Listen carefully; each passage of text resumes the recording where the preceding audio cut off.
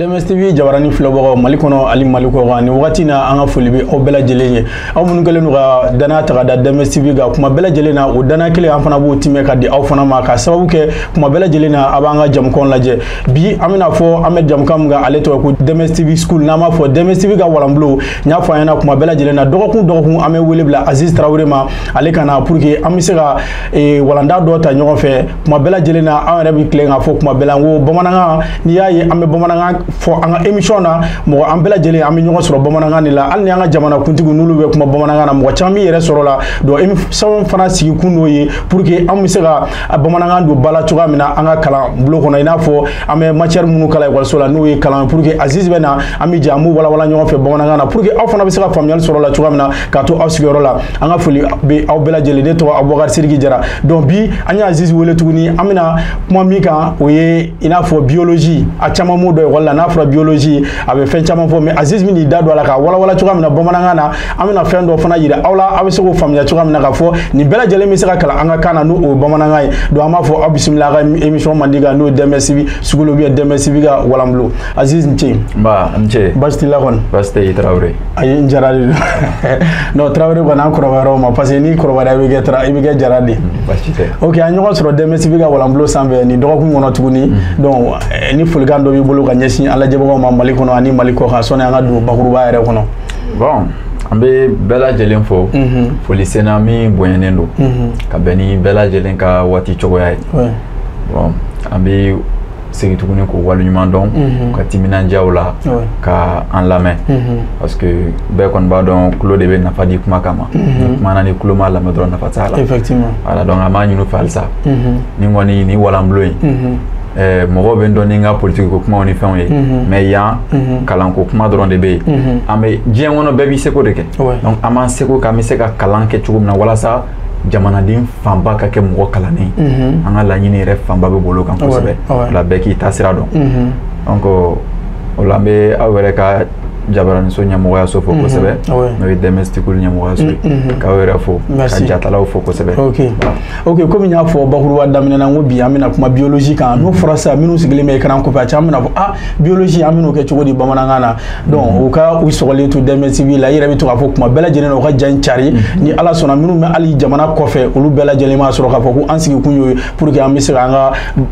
kan n'o bamanankan ye k'a don ba la cogoya min na an ka ekɔliso kɔnɔna voilà ani bɛ fitinin min da o kan i b'a dɔn n'i ye kilasi 6 ta ou bien n'i ye kilasi 10 ta ou bien kilasi 11 a kalanw ye san ni san de san kelen o tɛ bon n'i ko k'an kelen k'a bɛɛ ɲɛfɔ a ti ban 7e yɛrɛ dɔrɔn o ye san kelen o programme o mati ye san kelen o bio ye san kelen o anglais ye san kelen donc an b'an seko kɛ o la an y'a daminɛ depuis congé in kɔnɔna na an bɛ taa n'a ye dɔɔni dɔɔni maintenant ni min ye vidéo min ye an bɛ to k'o kilasi fɔ ka d'a kan n'i b'a dɔn san wɛrɛ i den kan ka t'a la ou bien i mɔgɔ dɔ kan ka t'a la n'i y'a vidéo sɔrɔ i bɛ se k'a télécharger k'a bila i kun ni den sera a leçon ma n'a m'a faamu kilasi kɔnɔ i b'a ɲɛfɔ a ye i b'a leçon yɛrɛ yira a la quoi o y'a bannen i bɛ vidéo yira a la a banna donc an bɛna taa n'a ye ten de donc an tun bɛna mati kɛ cogoya min na an y'olu dɔw ɲɛfɔ an bɛna ECM la taa cogo min na an y'o dɔw ɲɛfɔ an bɛna matière tɔgɔ to ten fɔlɔ taalen ɲɛfɛ donc an kɔni an b'u kɔrɔ fɔ mais an b'a minɛ ten fɔlɔ walasa a kana kɛ ko gɛlɛnba ye école maître bolo donc bi ta la an bɛ bio de ɲɛfɔ bon n'a fɔra bio bakuruba la o de don dɛ fo an ka bio faamuyali bɛ dan yɔrɔ min na an bɛna taa n'a ye ten de i n'a fɔ dɔrɔn k'an bɛna dan 6e bio dɔrɔn ou bien 7e année bio o tɛ dɛ an kɔni ye bio kalan ne yɛrɛ kɔni Aziz kun ye bio kalan ka se fo niveau min na an b'an seko k'an b'o bayɛlɛma kelen biologie tɔ minnu bɛ ɲɛfɛ tuguni n'i y'a k'a kalan dɔrɔn a k'a bayɛlɛma a ka dɔn ko nin fɛn de ko don misali la mɔgɔ minnu bɛ école de santé kɛ u b'a fɔ ko bolokari o b'o leçon ninnu kɛ donc ni tɛgɛ karila fini minnu bɛ munumunu tɛgɛ la walasa a ka to yɔrɔ kelen olu de tɛ u b'a fɔ olu ma ko écharpe ni fɛnw bon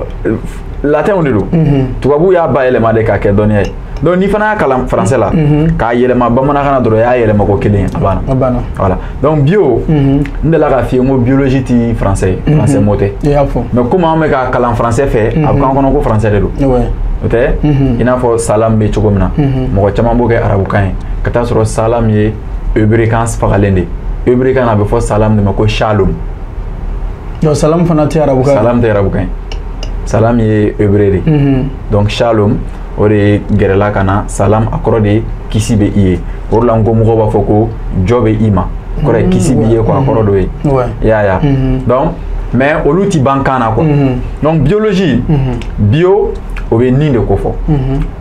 ni ma fɛnw donc logie o b'u kalan ko fɔ donc biologie ni ma fɛnw kalan o de la ni bɛ fɛn fɛn na a bɛ fɔ k'o fɛn ka kɛnɛ misala ne filɛ nin ye san ji bɛ na ni bɛ na donc n ka kɛnɛ donc n ko mɔgɔw b'a fɔ o ma ko kɛnɛ kalan kɛnɛ kalan voilà mɔgɔ fɛ ko n ko in ye fɛn wɛrɛ de n ko an bɛ kan kelen min yɛrɛ fɔ o de don donc ko kɛnɛ kalan fɛn kɛnɛ kalan kɛnɛman kalan voilà donc o de don mais mɔgɔ wɛrɛ bɛ se ka ɲɛfɔ cogo sɔrɔ a la min ka kɛnɛ kosɛbɛ ni ne ta ye parce que n y'a fɔ ko ne ti kan kalan n'a ye ne ta ye k'a cɛ ne yɛrɛ a bɛ se ka taa cogoya min na voilà bon an bɛ taa kilasi 6 la kilasi 6 olu ka biologie la a bɛ fɔ de ko science d'observation ka lajɛli kɛ donc an bɛ fɛnw yira a la a b'a filɛ n'a ye min ye a b'a fɔ de a ka leçon ye a banna mais an ta tɛ ten dɛ tubabuw y'a lajɛ olu ye min ye u b'o de sɛbɛ ko n'o d'anw ma an b'o durusi ka taa sɔrɔ an de kan k'a faamuya i n'a fɔ kilasi 10 na u bɛ jabafara kalan kun cogo min na ne y'o f'i ye sigida la jaba kumaba fara an bɛna s'a ma ko n'i y'o tigɛ k'o su ji la ou bien ka ji k'o kan k'o da microscope kɔrɔ k'o lajɛ k'o bɛ kɛ cogo min na donc depuis 10e i ɲɛ b'a la denmisɛnninw bɛ ka degi fɛnw kɛcogo la mais u t'a faamuya voilà parce que u ti kan kɔrɔ dɔn ne yɛrɛ ko jabafara sisan mɔgɔ min b'a lamɛn u bɛna yɛlɛ k'a sɔrɔ tɛnɛw don jabafara de don voilà bon bi an bɛna kuma maintenant yɔrɔ science d'observation na ne physicien de dɛ n bɛna yir'i la sisan i bɛna ye i bɛ nin fɛn in dɔn jɛgɛ jɛgɛ mais i b'a dɔn m'a ye kɔni m'a dun fana m'a ye m'a dun fana tɛ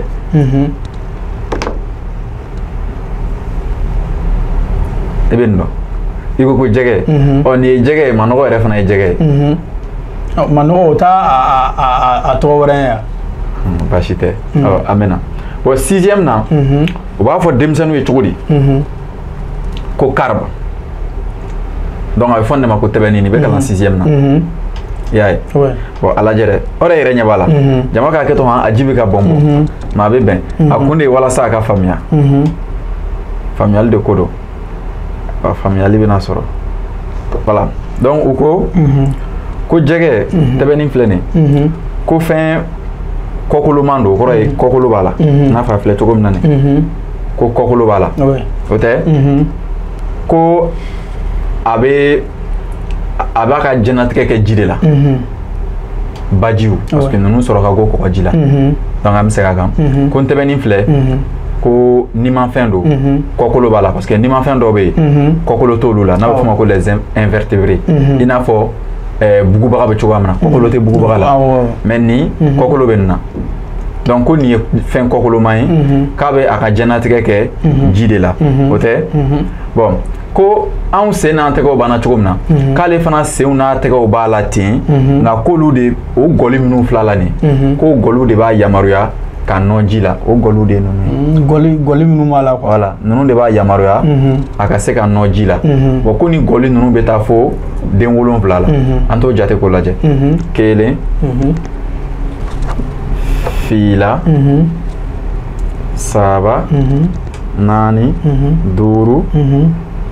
tɛ 6 nin ye 6nan ye 7 tɛ donc o de bɛ a yamaruya a ka taa ji la bon nin ye kɔkangɔli ye o tɛ voilà donc ko den 7 de b'a farikolo la o tɛ wa ko jɛgɛ yɛrɛ fari tɛbɛnni k'a pɛtɛlen don a kɛrɛ 2 fɛ ka yɛlɛ sanfɛ donc a pɛtɛlen tɛ ka jigin nka a pɛtɛlen don a kɛrɛ 2 fɛ i n'a fɔ mɔgɔw ɲɛ b'a la cogoya min na i y'a ye nin tɛbɛnni de donc mɔgɔw ɲɛ b'a la cogo min na k'a kɛrɛ pɛtɛlen don wa ko a fari ko o labɛnnen don ni faraw ye i n'a fɔ i yɛrɛ b'a ye cogoya min na o tɛ wa ko o faraw dodolen don ɲɔgɔn kɔrɔ u dodolen don ɲɔgɔn kɔrɔ k'a daminɛ ɲɛfɛ yan fan fɛ ka na kɔfɛ o de la ni muso bɛ jɛgɛ wɔrɔ u bɛ muru kɛ ka fara bɔ kuyan fan fɛ ka taa kunya fan fɛ walasa fara ka wɔrɔ o ye o yɔrɔ ninnu ɲɛfɔli ye o tɛ wa k'a bɛ fiɲɛ sama a yan de fɛ ni dɔw b'a fɔ ma ko jɛgɛ ɲɔnsɔn woni fila min bɛ a la nin i n'a fɔ ale bɛ fiɲɛ sama o de fɛ voilà i n'a fɔ nin a bɛ fiɲɛ sama nin yɔrɔ ninnu de fɛ donc français la u b'a fɔ ma ko les branchies ne m'a ye donc k'a bɛ jɛgɛ bɛ fiɲɛ sama ni yen yɔrɔ ninnu de o tɛ bon ko nin jɛgɛ in an bɛna s'a ka balo de ma a bɛ balo yiri bulu fitininw ani jɛgɛ misɛnninw de la donc ale fana bɛ balo jɛgɛ fitininw a bɛ balo jɛgɛ misɛnninw na i y'a ye min ninnu kan ka jɛgɛw yɛrɛ ka jɛgɛya caya k'u ka population caya k'u ka jamakulu caya donc ko ninnu fana bɛ balo o jɛgɛdennin ninnu na wa k'u caya cogo u bɛ fan de da o kɔrɔ u ti den bange u fanw ti tɔtɔ o kɔnɔ nka u bɛ fan de da ko jɛgɛ suguya bɛ yen ntɛbɛnni yɛrɛ ye jɛgɛ dɔ ye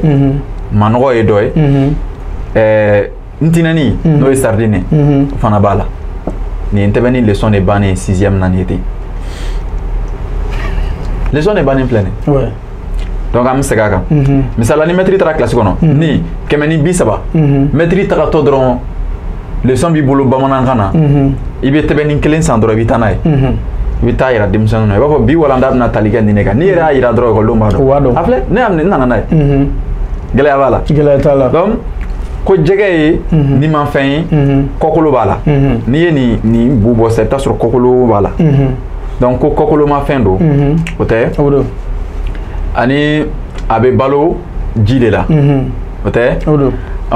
tɛgɛw ni gɔli minnu b'a la n'o bɛ i n'a fɔ a tɛgɛw n'a senw olu de b'a yamaruya ka nɔɔni kɛ bon nɔɔnikɛlanw de bɛ wele français la ko nageoire i y'a ye donc ko nɔɔnikɛlan 7 de b'a la an y'olu jate kɔkanta kɛrɛ 2 dugumata 2 ni ani kokalan in o den 7 de b'a la min b'a yamaruya ka bɔ a nɔ la ka taa yɔrɔ wɛrɛ la o tɛ wa ko jɛgɛ yɛrɛ ko a pɛtɛlen don i y'a ye k'a pɛtɛ ka don a kɛrɛ 2 fɛ i y'o yɔrɔ ninnu y'a la ani a bɛ ninakili a kunkolo kɛrɛfɛ wo 2 minnu bɛ yen a bɛ ninakili olu de fɛ wa k'a bɛ balo yiri fitininw ani jɛgɛ misɛnninw de la i y'a ye donc u bɛ caya fan da cogoya de fɛ donc u bɛ fan de da ka caya jɛgɛ suguya ye tinɛni manɔgɔ hali n'a ye min diya olu jɛgɛni olu bɛɛ ye donc nin tun ye jɛgɛ leçon bannen 6e na n'i ye nin fɔ ekɔliden a bɛ jɔn ɲininka a la a tɛ mɔgɔ si ɲininka wa a fara fana sogololen don cogo min na o bɛɛ ɲɛfɔla y'a ye faraw dɔ donnen don ɲɔgɔn kɔrɔ a bɛ fɔ o ma ko écaille imbriquée n'i ye nin dɔn ka ban misalila sisan jɛgɛ kalan na ni jɛgɛ diyara maa min ye o tigilamɔgɔ bɛ se k'a lajɛ est-ce que ale tɛ kɛ jɛgɛ marala ye donc taalen ɲɛfɛ o tigi bɛ se ka jɛgɛ mara kanu ka kɛ jɛgɛ marala ye voilà maintenant a fɔra ko jɛgɛw bɛ balo jɛgɛdenninw ni yirinin ninnu na donc fɛn sugu minnu don i bɛ se k'olu dɔw ɲini ko jɛgɛ bɛ balo nin na donc an bɛ ninnu lakoloya cogo di k'u caya walasa ka se ka jɛgɛ ninnu mara u ka caya ka na an yɛrɛ sagoya la olu hakilinaw de taara ɲɛ fo jɛgɛ maraw ni fɛnw daminɛna parce que u ye jɛgɛw kalan k'u dɔn u bɛ bange cogo min na u bɛ balo cogo min na ka se k'u balo cogo ladege c'est comme k'u bɔ u dancogo la k'u dancogo ladege c'est comme k'u bɔ naturel la ka artificiel ladege o de la i b'a ye u bɛ manɔgɔ ninnu lamɔ ka sɔrɔ u ti kɔ kɔnɔ u ti foyi kɔnɔ u bɛ den u b'a fɛn bɛɛ kɛ o jɛgɛ maralaw yɛrɛ baden bɛ Mali kɔnɔ. oui effectivement. i y'a ye. oui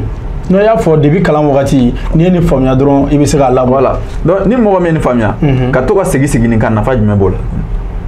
nafa ba t'a la bon nin bɛ cogo min na tɔn kalan bɛ ten ni kɔni ye ko ye fɔ ko kɔni ban nin na bon ɲininkaliw la ko gɔli joli de bɛ jɛgɛ la min b'a yamaruya k'a ka taamaw kɛ an bɛ e yɛrɛ ɲininka walanda la an ko joli b'a la gɔli ninnu an ko k'o den joli b'a la o den 7 b'a la a banna bon question na o b'a la u tila tuguni ka mɔgɔw ɲininka ko jɛgɛ k'u bɛ caya cogo di a bɛ fan da kelen u bɛ den de bange fila u bɛ fan de da saba u bɛ fan tɔtɔ u yɛrɛ kɔnɔ leçon ko k'u bɛ bange cogo di k'u bɛ fan de da a banna ko jɛgɛ bɛ fiɲɛ sama cogo di kelen a farikolo fila a b'a sama ni a ɲɔnsɔnw ye wo ni minnu b'a kun kɛrɛfɛ donc filanan de don a banna a kun tɛ foyi ye o de la ko kalan ye hakilija ye ne ma sɔn quoi non n'i ye nin ɲɛfɔ ekɔlidenw ɲɛna sisan ekɔliden 50 e ka nin ɲɛfɔ ye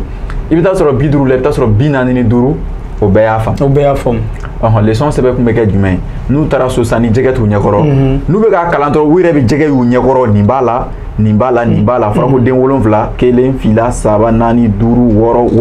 u yɛrɛ b'a faamu direct. u yɛrɛ b'a faamuya mais u bɛ nin leçon ta dɔrɔn k'a lajɛ livre kɔnɔ dɔrɔn maître b'o dessin et tableau la école denw b'a dessin u bɛ taa so. o y'a balen. n tɛ bɛ nin leçon banna. ɔ ni gɛlɛya bɛ ni gɛlɛya bɛ min san. a dan ye ne ka ni leçon bɔ dɔrɔn k'a bila papier kan que siɲɛ kelen k'a copie kɛ ka na di DMS TV ma ni mɔgɔ min mago bɛ n tɛ bɛ ni leçon na a banna dɛ a filɛ bamanankan na wolo nin gɛlɛya bɛ min. a banna. a banna. o ye n tɛ bɛ ni leçon datugulen. maintenant an bɛ taa ɲɛfɛ. o mana bɔ yen an bɛ na misi la. misi fana bɛ kalan kilasi 6 misi kelen kelen. misi muso ani misiw ka taamasiyɛnw n'a bɛ f'o ma ko caractères généraux. tɛ o ko cogo di. résumé o kɔrɔ ye marata walima hakilina jɛlen minnu bɛ yen n'aw kan k'o dɔn u kan. ko misi ye bagan ye min ka girin. bɛɛ kɔni b'a dɔn misi man fɛ kɛ. non misi ka girin. ko a farikolo o labɛnnen don k'o datugu ni si ye. o tɛ wa ko misi yɛrɛ a sigilen don nin sigicogo de la kunkolo kelen bɛɛ kɔni b'a dɔn o ma se ɲɛfɔli ma. kunkolo kelen b'a la. kunkolo kelen sen 4 ko senw bɛ laban ni ntɔrɔn ye kukala kelen ani kan ni kɔnɔbara ni disi o ye misi yɛrɛ farikolo kɛcogo ye. voilà bon ko misi ko a bɛ sin de misimuso bɛ sin de d'a den ma wa k'a bɛ taama a sabo a fɛngɛ de ka tɔrɔn a bɛ fɔ tɔrɔn de ma français la ko sabo donc onguligrade o kɔrɔ ye min ninnu bɛ taama u tɔrɔn kan plantigrade min ninnu bɛ tagama u sen tabara kan i n'a fɔ adamaden maintenant bipédie o ye ka taama i sen 2 kan bipède latin de don bi ça veut dire 2 donc pède o bɛ sen de ko fɔ bipède donc bipède o ye sen 2 ye i y'a ye voilà bon ko misimuso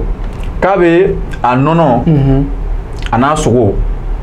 ko adamadenw bɛ u mago ɲɛ o la o tɛ o mana bɔ yen furu filaw bakuruba olu ka taamasiyɛn ye jumɛn furu fila bɛ bagan minnu na furu fila u bɛ dumuni kɛ k'a bila furu fɔlɔ kɔnɔ n'u lafiyara u b'a bɔ o kɔnɔ k'a dun a bɛ jigin furu filanan kɔnɔ yurumina kɔrɔ o de ye. donc tɛ bagan bɛɛ la quoi. a tɛ bagan bɛɛ la a bɛ bagan minnu na an bɛ tila an bɛ se o ma a bɛɛ bɛ fɔ n ko kalan kun ye dɔrɔn i tɛ fɛn min dɔn k'i labɔ o kalama. effectivement ɔ hakilidiya ko bɛ min o la ni hakilidiya ko don normalement n'i ma taa ekɔli la yɛrɛ i kan k'a dɔn kɛ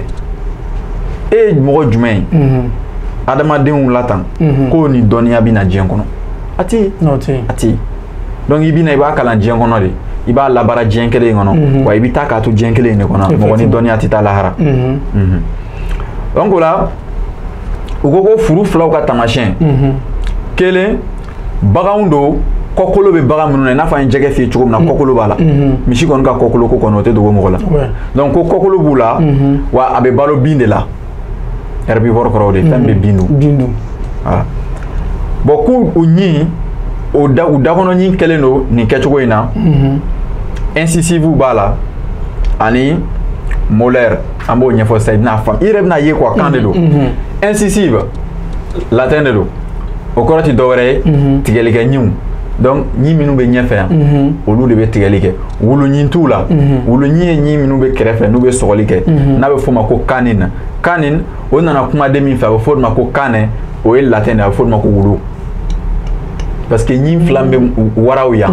ani wulu yan o ye wuluɲi ye quoi olu ɲi kun ye ka se ka fɛnw de sɔgɔsɔgɔ effectivement maintenant ɲi minnu bɛ ɲɛfɛ yan nɔ olu kun ye ka se ka tigɛli de kɛ maintenant taga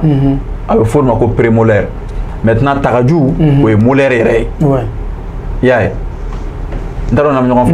bon adamaden fana da kɔnɔna o ɲi an bɛna se o ɲi sigicogo fana ma bio leçon kelen na i bɛna ye n'an sera 9e na dɔrɔn kalan yɛrɛ nɔgɔyara quoi mais i bɛ mɔgɔw ɲininka adamaden ni sisanga bɛ taara san 30 ni joli la i ɲi kan ka kɛ den joli ye a bɛɛ sɛbɛnlen bɛ gafew kɔnɔ mais o bɛɛ n'a ta ɲi bɛ mɔgɔ tubabukanfɔla kun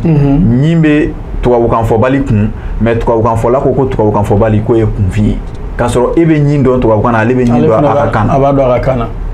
a bɛ n'a fɔ n'a ye misi ta maa min ko the cow anglais la o ye misimuso de mɔgɔ min ko misimuso ani maa min ko la vache a bɛɛ tɛ o misi kelen in de ko fɔ danfara ye jumɛn donc ala ma si fisaya ni si ye mais anw yɛrɛ de ye ɲɔgɔn fisaya ni ɲɔgɔn ye parce que anw yɛrɛ de ye walikan fisaya n'an yɛrɛ ta ye o kɔrɔ i bɛ walimɔgɔ fana fisaya ni i yɛrɛ ye donc o ye fili juguba de ye voilà donc furu filaw ka tamasiyɛnw bakuruba la an ko bagan minnu don kɔkolo b'u la wa u bɛ balo bin de la o tɛ k'u ka dakɔnɔɲiw sigilen don cogo di tigɛlikɛɲiw ani ɲimilikɛɲi dɔrɔn de b'o tagaju ani tigɛlikɛɲi tagaju ye ka ɲimili kɛ ni ɲɛfɛɲi ninnu y'a tigɛ tagaju de b'a ɲimi n'o ye k'a bura ye hali adamadenw ka ɲinko la o b'o de fɔ donc o bɛ faamuya an ko wulu ɲin t'a la donc olu tɛ se ka fɛn sɔgɔsɔgɔ olu dan dɔrɔn u bɛ bin tigɛ ka sɔrɔ k'a ɲimi a banna o de la i b'a ye mɔgɔ bɛ saga minɛ k'i tɛgɛ don saga da kɛrɛfɛ voilà n yɛrɛ tun b'o fɔ n ko i b'i tɛgɛ don a fɛn mais mɔgɔ sɔn k'o kɛ wulu la voilà ɲin tɛ saga yan wulu ɲin t'ale la o tɛ donc saga fana i b'a ye n'ale an bɛna amisa ma ale fana ta ye ɲɛfɛɲi damadamani ani tagaju tigɛlikɛɲi ani ɲimilikɛɲi a banna olu ta ye o ye bon ko u furu ko o kɛlen don ni foroko 4 de o y'a fɛ ko furu 2 b'u la u bɛ dumuni kɛ k'a bila furu fɔlɔ kɔnɔ a tila k'a bɔ k'a bila furu 2nan kɔnɔ donc furu ninnu n'i y'u sow fara ɲɔgɔn kan a bɛ kɛ i n'a fɔ furu 4 o de b'u la o tɛ ba ani ko bagan tɔ minnu bɛ yen n'olu ye furu 2 ye dɔw bɛ se ka wele cogo wɛrɛw sɔrɔ la min ka ɲi ne ta ye parce que hali français la o bɛ yen i bɛ taa sɔrɔ français la e bɛ mot dɔ kɔrɔ défini cogo min na ani professeur wɛrɛ b'a défini cogo min na u tɛ kelen ye o tɛ kelen mais i bɛ taa sɔrɔ a bɛɛ bɛ ɲɔgɔn sɔrɔ a bɛɛ kan bɛ fɛn kelen ma voilà donc ko bagan minnu bɛ yen ni furu 2 fana bɛ sɔrɔ olu la o ye saga saga kelen kelen saga fana bɛ yen n'a ye dumuni kɛ a b'a bila furu fɔlɔ kɔnɔ n'a a bɛ sɛgɛlafiɲɛ bɔ la i b'a ye n'u dalen don u bɛ to k'u da lamaga ye effectivement o wagati u bɛ kɛ dumuni de bɔ ye furu fɔlɔ kɔnɔ k'a dun k'a jigin furu 2nan kɔnɔ voilà o y'u dan cogo ye o mana bɔ yen bagɔlɔni b'a la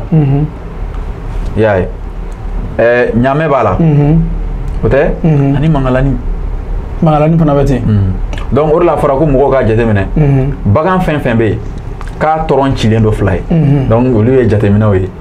ni bagan fɛn fɛn k'a tɔrɔn cilen don 2 ye a ka ca la olu ye furu 2 ye quoi olu ye ruminants ye u bɛ dumuni kɛ ka segin k'a bɔ k'a dun n'i ye saga lajɛ saga tɔrɔn cilen don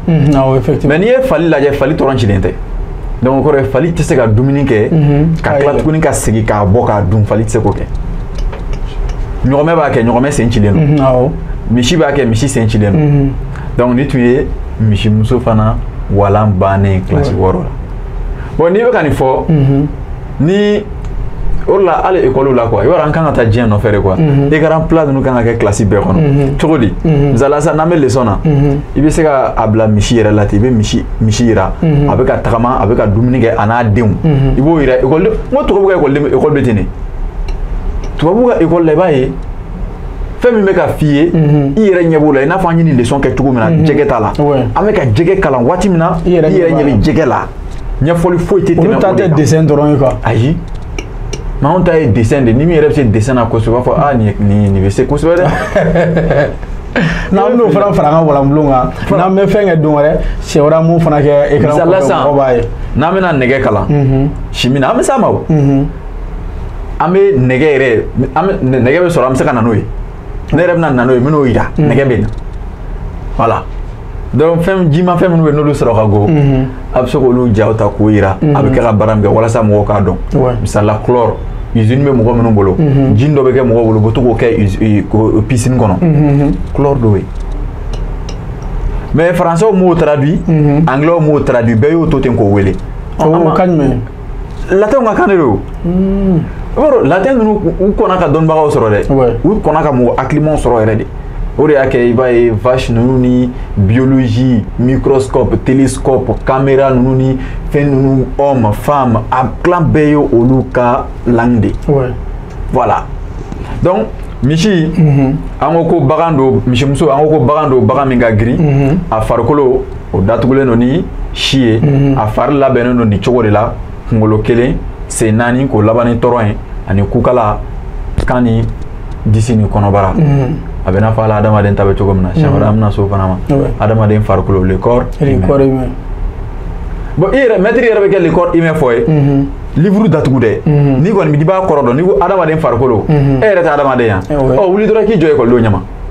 u b'a fɔ ko bon a ye n lajɛ n'a ye min ye a k'o fɔ corps humain o dɔrɔn de i b'a ye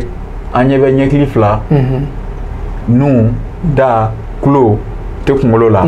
o de tɛ les 5 organes de sens ye o t'o bannen yan les 5 organes de sens o bɛ t'o de fɔ o mana bɔ yen bolo ni sen disi kɔnɔbara ani kɔnɔ kan disi ani kɔnɔbara tɛ le tronc ninnu yan a banna o a n'a adamaden bɛ taama a sen fila kan wa a bɛ taama a sen tabara de kan o t'o leçon bannen yan mais u bɛ nin de sɛbɛn tubabukan na k'a di denmisɛnninw ma u b'a durusi la tête comprend 2 yeux 2 oreilles des choses comme ça hein ouais donc olu la n'an bɛ baara kɛ an ka kan na bon leçon fila ɲɛfɔlen filɛ nin ye ka tila tuguni ka corps humain fana fara kan k'o kɛ bonus ye o tɛ donc an ko ko misi n'a ye dumuni kɛ a bɛ se ka segin ka labɔ tuguni k'a dun donc olu ye furu filamafɛnw ye mais dɔw bɛ yen olu ta n'u y'a dun dɔrɔn a bɛ jigin furuba in kɔnɔ siɲɛ kelen o y'a bannen furu adamaden bɛ ten fali yɛrɛ bɛ ten donc bagan minnu bɛ yen u bɛ dumuni kɛ ka tila ka segin ka labɔ misi kɔfɛ ɲɔgɔmɛ b'o la saga b'o la bagɔlɔni b'o la Mali t'a la dɛ ouais o m'o fɔ a la voilà donc an ko ko a bɛ sin d'a den ma parce que olu la jate nana k'a ye bagan fɛn fɛn bɛ yen ko tulo fara b'a la i b'a ye olu bɛ den bange olu tɛ fan da tulo bɛ minnu na tulo fara bɛ bagan fɛn fɛn na olu bɛ den de bange olu tɛ fan da tulo wo bɛ bagan fɛn fɛn na olu bɛ fan de da n'i ye sɛ ta k'a lajɛ tulo fara t'a la sɛ bɛ fan da pigeon tulo fara t'a la ale bɛ fan da tɔngɔnɔ tulo fara t'a la ale bɛ fan da ani jɛgɛ tulo fara fana t'o la fana bɛ fan da mais jɛgɛ dɔw bɛ yen olu bɛ den bange dɛ moi est-ce que olu jɛgɛ b'anw fɛ yan olu ye ka go yan nɔ kosɛbɛ olu bɛ den bange o jɛgɛw bɛ yen bon o de la hali mɔgɔ caman b'u yɛrɛ ɲininka tonso t'a la tonso bɛ pan mais tulo fara b'a la i ti ɲinɛ na ɲinɛ ti fan da o ɲinɛ bɛ den de bange parce que tulo fara de b'a la tulo wo t'a la o fana ye diɲɛ jateminɛ dɔrɔn de kalan yɛrɛ jateminɛ dɔrɔn de an y'a jateminɛ tuma bɛɛ nin de bɛ nin cogo la donc an bɛ se ka nin suɲɛ nin cogoya in na ou bien an bɛ se ka nin sɛbɛn nin cogoya in na a banna diɲɛ o jateminɛ de donc o tun ye misi ni tɛbɛn de sɔn bannen bon n'a a lajɛ halisa ma taa yɔrɔ jan kosɛbɛ donc leçon sabanan o kilasi wɔɔrɔ kelen o bɛ tali kɛ tɔr de la n bɛ to ka min f'i ye wa an bɛ tɔr min kalan kilasi wɔɔrɔ n'an taara seconde cycle la an bɛ tila k'o tɔr kelen kalan grenouille donc grenouille panja ani tɔrw ka taamasiyɛnw n'o ye caractères généraux ye donc ni leçon bɛ san i b'a fɔ denmisɛnninw ye donc tɔr leçon de kan ka kɛ semaine nata a ti tɔr ɲina ka na n'a ye panja tɔr kumani ko tɛ dɛ panja parce que tɔr ye fila ye tɔr kumani bɛ yen panja bɛ yen n'an sera ma walanda la a bɛna yira n na mais est ce que o tɔr ninnu bɛ tubabula dɔrɔn de a t'an fɛ yan yɛrɛ mais munna m'an ta fɔ tubabu ta fɔcogo la donc an bɛna ye tubabu ta ye cogo la donc ni tubabu ko tɔr tɛ se ka min kɛ an b'a fɔ k'a tɛ se k'o kɛ n'u ko k'a bɛ se ka min kɛ an b'a fɔ k'a bɛ se k'o kɛ mais i bɛ taa sɔrɔ n'i y'an ka tɔr ta sisan a fɔcogo la i bɛ taa sɔrɔ an bɛ tɔr ye cogo dɔ la tubabu t'a ye ten i n'a fɔ maliyɛnw bɛ misi ye cogo dɔ la inde siya dɔw bɛ yen olu tɛ misi ye ten inde siya dɔw bɛ yen olu tɛ misi faga a dɔw bɛ yen yɛrɛ u bɛ siran misi ɲɛ voilà donc panja ko panja fana ko kɔkolo b'a la donc n'i ma fɛn don kɔkolo b'a la a fari langoloyalen don a nugulen don o de b'a yamaruya ka nɛnɛkili a kɔfɛ sen o ka jan ka tɛmɛ ɲɛfɛ sen kan o ye tiɲɛ de ye o ni panja ja kun bɛ san mɔgɔ minnu b'an layɛlɛ o yɛrɛ tun b'a ye panja kɔfɛ sen ka jan ni ɲɛfɛ sen donc kɔfɛ sen olu sogololen don ɲɔgɔn na i n'a fɔ tɔnkɔnɔ ta bɛ cogo min na falaka b'u cɛ tɔnkɔnɔ sen bɛ cogo cogo ko panja kɔfɛ sen ninnu bɛ ten a bɛ fɔ o ma français la ko des palmes k'o de b'a yamaruya fana ka pan duguma ani k'i nɔ ji la parce que ale sen tɛ i n'a fɔ anw tɛgɛ bɛ cogo min na donc i bɛ taa sɔrɔ ale falaka b'u ni ɲɔgɔn cɛ o de b'a yamaruya ka pan ani k'i nɔ ji la wa ko ale fana bɛ balo fɛn ɲɛnamaninw de la ani nimanfɛn fitinin fitininw tɔn misɛnninw ni tɔn fitinin fitinin minnu bɛ t'u sigi sigi filaburuninw kan ji la a b'a nɛn sama k'olu ta a bɛ i n'a fɔ nɔnji n'i y'u nɛn a bɛ k'i kɔnɔ ko col de bala n'a y'a nɔrɔ fɛn na dɔrɔn a b'a ta ka na u nɛnw ka jan donc k'u bɛ balo o fɛn ɲɛnamani ninnu de la bon n'i yɛrɛ bɛ ka ɲɛfɔ ekɔlidenw yɛrɛ b'u sigi u b'u suma tew a wagati kilasi kɔnɔ hali bɛ numɔgɔ tɛmɛ kan parce que i b'a sɔrɔ caman bɛ yen u b'a dɔn a b'o cogoya la mais a bɛ ka f'u ɲɛna kan min na u ka gɛlɛn o ma o to yen maintenant k'a bɛ fan de da ji la tɔɔrɔ fana bɛ fan de da ji la mɔgɔ minnu yɛrɛ ma taa ekɔli la olu y'o ye donc ko ni fan ninnu tɔtɔ la u denw bɛ kɛ kunkolobani ye o wagati de la mɔgɔw bɛ tɔrɔdenni ni jɛgɛdenni ɲagami ɲɔgɔn na a bɔlen don a bɛ k'i kɔnɔ ko jɛgɛ don bon o u bɛ to ka fiɲɛ sama ni u farikolo ye taalen ɲɛfɛ u bɛ sɔrɔ ka fiɲɛ sama ni u fogofogo ye u bɛ ninakili n'u farikolo ye taalen ɲɛfɛ u bɛ ninakili n'u fogofogo ye o de la tɔri ye bagan ye ninakili cogo fila de b'a bolo farikolo a golo in ani fogofogo o de la u b'a fɔ ko n'i ye kɔgɔ kɛ tɔri kan k'a man d'a ye parce que a b'a ka fiɲɛ samaw fana bali o tɛ o mana bɔ yen u ka taamasiyɛnw bakuruba la donc tɔrilakaw yɛrɛ an b'a wele ten tɔrilakaw n'i y'u ye dɔrɔn kɔkolo b'u la o ko ten kɔkolo b'u la n'a bɛ f'o ma ko colonne vertébrale donc ce sont des vertébrés donc kɔkolo b'u la o tɛ u fari nugulen don o min b'u yamaruya ka ninakili ani u fari o lahala bɛ falen sɔn i y'a ye k'u bɛ fiɲɛ sama tuma dɔw la k'u to fitiniya la u bɛ fiɲɛ sama n'u farisogo ye n'u bɛ ka bin ka kɔrɔ u bɛ fiɲɛ sama ni u fogofogo ye k'u bɛ fan de da o fanw bɛ tila tuguni ka bayɛlɛma taalen ɲɛfɛ fo ka yɛlɛma ka kɛ panja yɛrɛ yɛrɛ donc ko tɔri suguyaw la tɔri kunbani b'a la panja yɛrɛ bɛ yen tɔri yɛrɛ bɛ yen tɔri fana leçon banna bon ne ye nin min ɲɛfɔ bamanankan na ni ne sɛbɛnlen don tubabukan na k'a di denmisɛnninw ma k'u k'a durusi bon denmisɛnninw bɛ ka nin durusi tubabukan na wagati min na o wagati kelen na a b'u ka emploi du temps na k'u kan ka faransɛ fana kalan e bɛ ka kalan kɛ faransɛ la k'e ka tila tuguni ka faransɛ kalan o kuma o kɔrɔ sisan donc min bɛ ka f'u ye i b'a sɔrɔ i m'o faamu bon ni nin ɲɛfɔra bamanankan na ekɔliden dɔnniya sɔrɔ an ka faransɛ jate kan dɔrɔn ye komi ko ten ko kan dɔrɔn don ni kan dɔrɔn don munna san an bɛ leçon ninnu k'a la faransɛ la ka tila ka faransɛ matière kalan donc an fɛ yen kan dɔrɔn tɛ dɛ a bɛ anw diyagoya de k'a kɛ i n'a fɔ faransi yɛrɛ bɛ cogo min na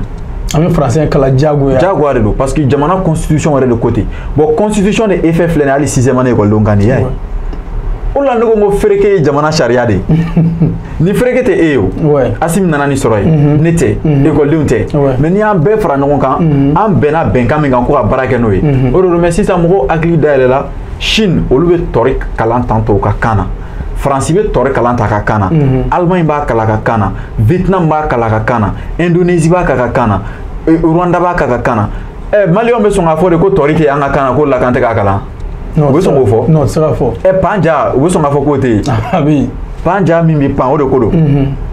donc an ye leçon joli de ɲɛfɔ nin ye panja jɛgɛ misi ka tila tuguni ka farankan k'a kan n'u dɔw yɛrɛ b'a fɔ ko gasu bonisi ka farankan k'a la ka adamaden farikolo fana ɲɛfɔ ka tila tuguni ka adamaden ka ɲi sigi cogo ɲɛfɔ bon adamaden da kɔnɔ ɲi dɔrɔn o fana ye walanda ye a damana o fana bɛ kɛ kilasi 9 na o bɛ kɛ an bɛ na tuguni an bɛna so ma i y'a ye donc nin kun ye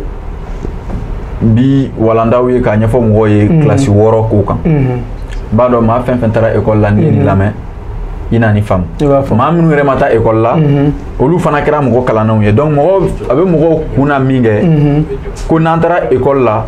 k'an bɛ taa kalan de ko walasa ka kɛ minisiri ye la dɛ tɔri dɔnni tubabukan na o tɛ mɔgɔ kɛ minisiri ye dɛ an kalankun de an kɛrɛfɛ fɛnw dɔn i n'a fɔ tɔw tɔn nɛgɛ ji gulonfɛnw fɛn minnu bɛ gulon n'u bɛ fili fa la olu de tɛ pendule ya n k'o bɛ kalan kɔ hali université la hali an bɛ k'o kɛ niveau master 100 ans n bɛ se k'a fɔ 100 ans ani 6 kalan parce que bagi o tɛ san 12 ye licence o ye san 3 o tɛ san 15 ye master fɔlɔ o tɛ san 16 ya san 16 u bɛ ka taa fɛn minnu bɛ yen n'u bɛ fili falan tan u bɛ ka to olu kalan kun gulon fɛn minnu bɛ gulon n'u bɛ fili fala maintenant n'olu bɛ fili fala u tun bɛ lahala fɔlɔ min na n'u bɛ bɔ o la ka tila ka segin o la n'a bɛ f'o ma ko position initiale o y'u ka lahala fɔlɔ ye n'u bɛ bɔ o la ka tila ka na o la selekeni min bɛ yen o bɛ waga cogo di o bɛ datugu cogo di n'o ye teta ye u b'olu kalan kun mais u ka ɲɛfɔ an ye tan dɔrɔn sa hali kana pendule ta u b'a fɔ bon n'a bɛ pendule ta sisan jurunin min filɛ nin y'a la juru min bɛ yen n'an ye misalila hali n'a kɛra donni dɔ ye n'an y'o dilan i n'a fɔ denmisɛnninw ka balançoire pendule ko banna yen pewu o kɔni n'i bɛ pendule ɲini dɔrɔn denmisɛnninw ka balançoire n'i y'o jɛ dɔrɔn i b'a bɛɛ jɛ denmisɛnninw bɛ sigi min kɔnɔ f'u bɛ ɲɔgɔn pousser juru kelen bɛ siri yiri la o juru min bɛ jigin u bɛ fɛn dɔ bila o la den bɛ sigi o kɔnɔ o yɛrɛ de o ye pendule misali yɛrɛ o de i m'a ye n'i ye a tigi pousser siɲɛ kelen ka taa n'i y'a bila a bɛ to ka taa ni ka segin kɛ o taa ni ka segin de bɛ wele ko oscillation i y'a ye maintenant o taa ni ka segin ko kelen ka taa ka segin o bɛ i n'a fɔ n'i y'a kɛ tan k'a kɛ tan o ye dakɛɲɛlen donc o bɛ i n'a fɔ a ye koli ci o koli dɛ i b'o o boli ko kelen kɛ waati min kɔnɔ a bɛ fɔ o de ma ko période o de y'a ka tuma ye n'a bɛ fɔ o ma ko o bɛ kɛ waati min kɔnɔ o tuma maintenant o koli in janya kelen de bɛ wele dɔw b'a wele ko longueur d'onde n'o ye i y'a ye maintenant o hakɛya min bɛ kɛ misɛn danga kelen kɔnɔ ni dɔw b'a fɔ ko fila n'o ye seconde o hakɛya min bɛ k'o kɔnɔ o de ye fréquence ye fɛn hakɛya min bɛ kɛ nin kɔnɔna na misala ni ne bɛ taa école la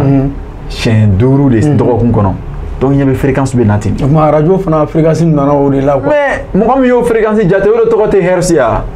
o hertz de tɛ nin ye HZ wa quoi o mɔgɔ tɔgɔ de don 98.5 mégahertz mɔgɔ tɔgɔ de don a bɛ i n'a fɔ ampère ampère ye mɔgɔ tɔgɔ de ye Adidas ye mɔgɔ tɔgɔ de ye Adolphe Dassler mɔgɔ tɔgɔ de don a bɛ i n'a fɔ samara min bɛ yen ni mɔgɔ b'a wele yan an b'a wele ko All-Star n'o tɛ a samara tɔgɔ de ko Mavers an b'a wele All-Star yan voilà bon mɔgɔ min ye samara in dilan a y'a ye samara in bɛ ka se sɔrɔ samara in bɛna taa diɲɛ fan bɛɛ min kɛ a bɛ mɔgɔw kɔnɔ ko afirikɛnw dɔrɔn de bɛ bamuso ko bonya dɔn koyi a ko bon ko fo ale fana sababu kɛra mɔgɔ min ko fo tigi ka dɔn a ye samara in tɔgɔ d'a ba la donc samara in mana taa diɲɛ yɔrɔ o yɔrɔ ale ba tɔgɔ bɛ yen nɔ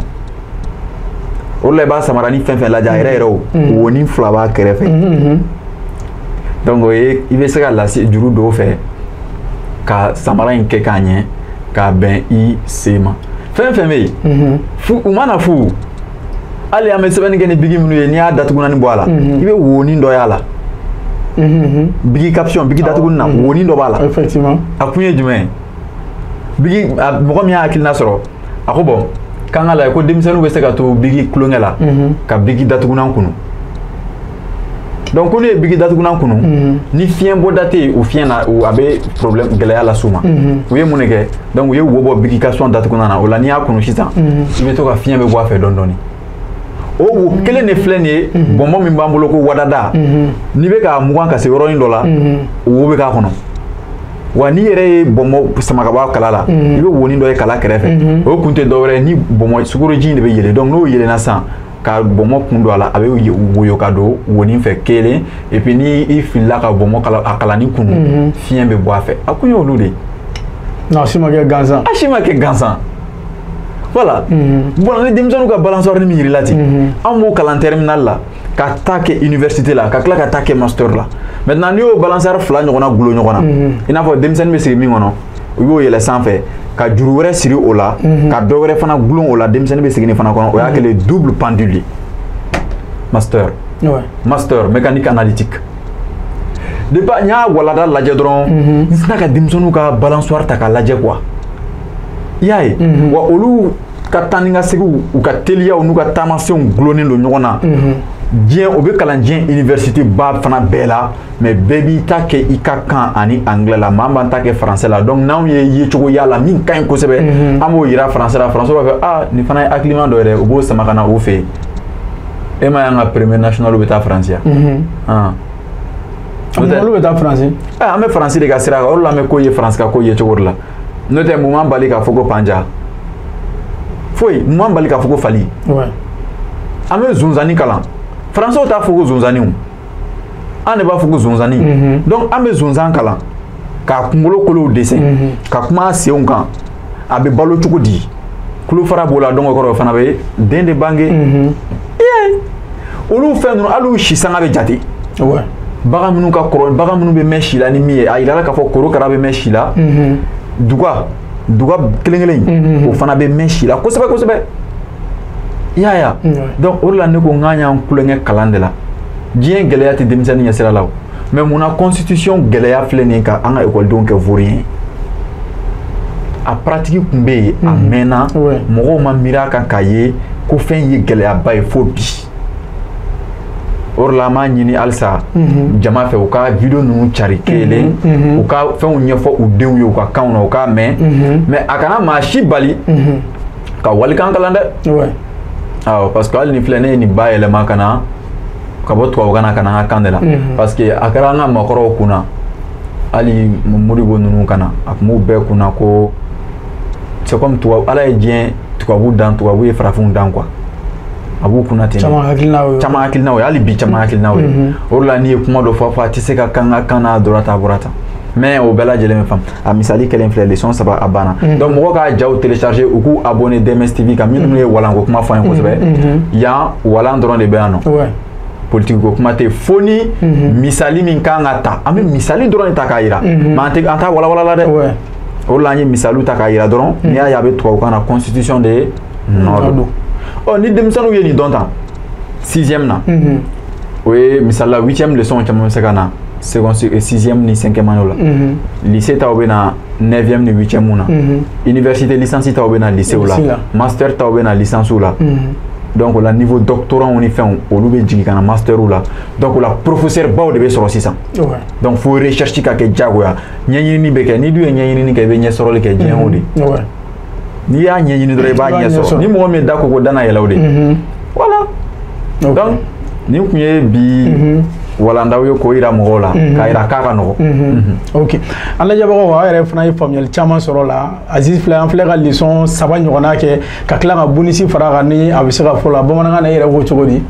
adamaden farikolo farankan voilà ka farankan an ye farankan fana fara kan donc a y'a fɔ cogoya min na a ye ja in cari a bɛ se ka abonné DMS TV fana na a bɛ se ka video nin fana ta a y'a fɔ cogoya min na a bɛ se ka yira denw na an ye leçon minnu kɛ sisan ni école ta bɛ na se minnu bɛ na 6e année na ou bien n'u bɛ taa classe min na a bɛ fisaya u ma donc n'u y'a faamuya wa kan na hali ni misi donna u kunna classe kɔnɔ fana maa dɔw caman fana b'a faamuya donc Aziz an bɛ se ka bi walanda an bɛ se ka fɔ caman faamuya na i bɛ se ka mun fana fara kan sɔnni an ka bɔ ka foli di mɔgɔw ma tuguni.